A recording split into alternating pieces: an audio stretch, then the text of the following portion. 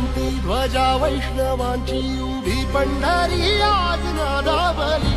तुझे नाव ओठी तुझे रूप ध्यानी जीवाला तुझी आज हरपल देह भान जीव झाला पुरा भावना आह तुझ्या लोचनात भावनाने करांचा लढा गिरे आसमंती ध्वजा वैष्णवांची उभी पंढरी आज नादावली तुझे नाव ओठी तुझे रूप ध्यानी जीवाला तू